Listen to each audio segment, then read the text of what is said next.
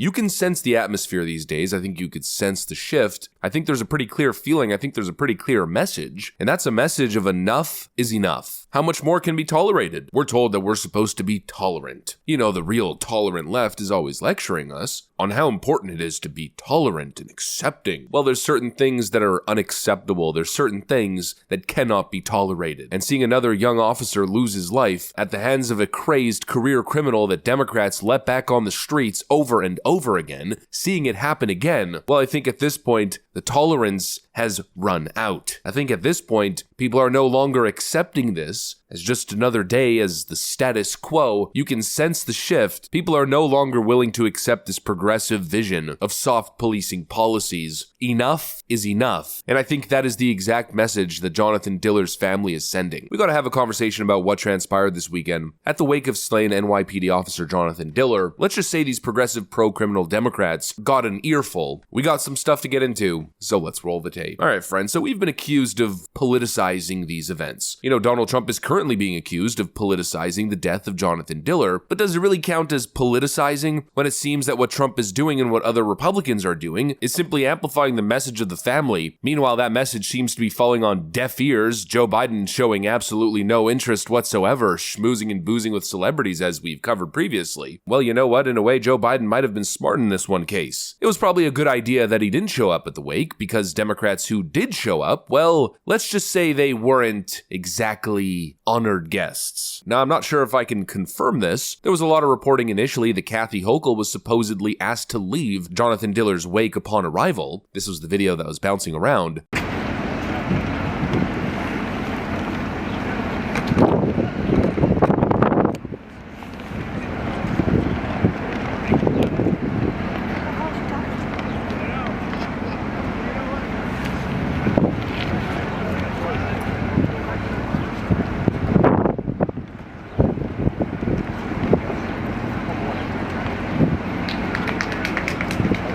Now, I don't think the initial reporting was correct. I think Kathy Hochul wasn't denied entry. But what is confirmed, according to Fox News' Jason Chaffetz, is that supposedly Jonathan Diller's family told these top Democratic officials off to their faces. Turns out Joe Biden is not the only Democrat lacking self-awareness. Watch this.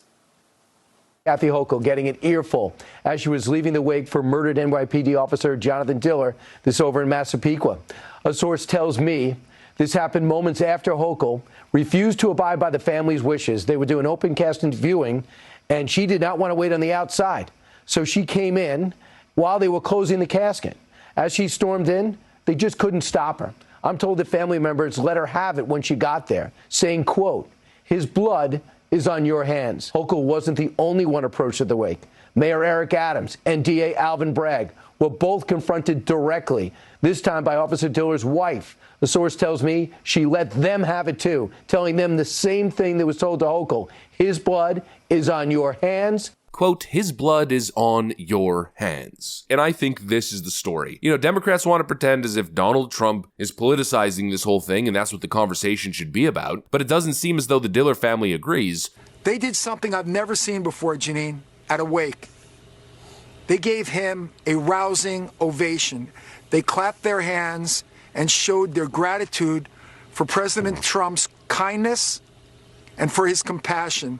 It was a very, very beautiful and warm moment. It's one that I will never forget, and I think it was very comforting for the family. And on top of that, here's Father Duffy from Officer Jonathan Diller's wake telling us what the perception was like. You were there when President Trump walked into the funeral home at the wake. What was your interaction like? So it was really beautiful. Stephanie introduced me to the president as the priest that married them. And I was able to just say, Mr. President, thank you for being here. Thank you for your goodness to this family. Would you be willing to pray with us? And he said, of course, Father Duffy. And I said, ladies and gentlemen, President Trump would like to pray with us. Let's all say an Our Father together. And the whole room, including the president standing right next to me, prayed an Our Father. And then I gave a blessing to everyone present through the intercession of Our Lady of Sorrows. And then the president so beautifully turned and kissed baby Ryan on the forehead. And the baby clapped at the president. And it just broke the tension. It was just such a beautiful, human, simple moment that meant so much to the family and so much to the people in that room.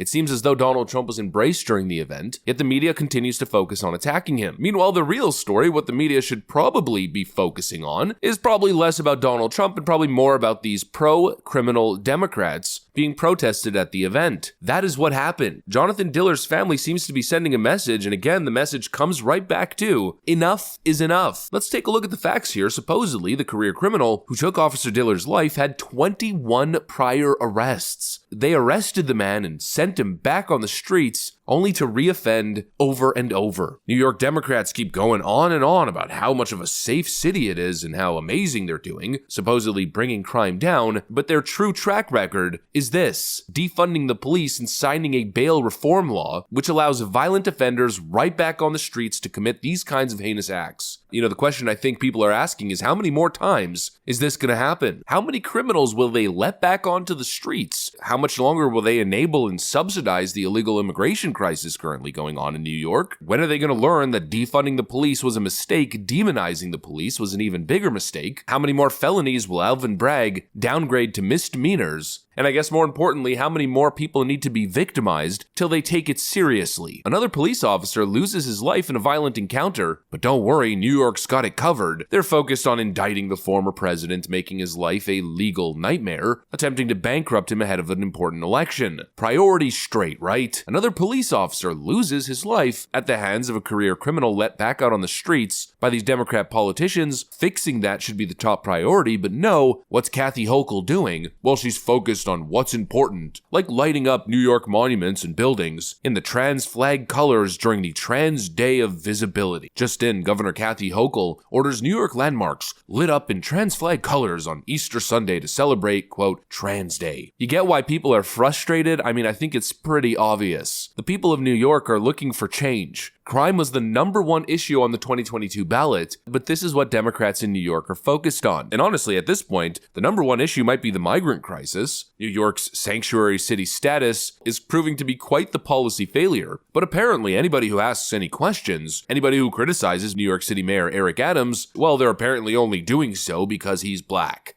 They're doing it to Chicago. They're doing it to Los Angeles. They're doing it to Houston. What is the same in all those cities? All black mayors. All black mayors. You know, no wonder people are frustrated. No wonder Jonathan Diller's family didn't want these people at the funeral. I understand it because, to be honest with you, I'd probably feel the exact same way. The Democrat Party has become the party of criminals, and of course the party of the elite. They proved it again with their priorities. During this slain officer's wake, they'd rather be at fancy fundraising galas than focus on what's important. And honestly, like I mentioned earlier in hindsight, Kathy Hochul, Eric Adams, and Alvin Bragg probably should have been at that fancy DNC fundraising event, because clearly going to that wake was an obvious mistake. Anyways, not much new. It just feels as though we're reaching a turning point or possibly a boiling point. The Democrat Party is the party of crime, the party of the criminals, and many people seem to be done with it. That's the video. Hopefully you guys enjoyed it. If you did, make sure to leave a like and possibly subscribe to the channel. Thanks for watching, and I'll see you on the next one.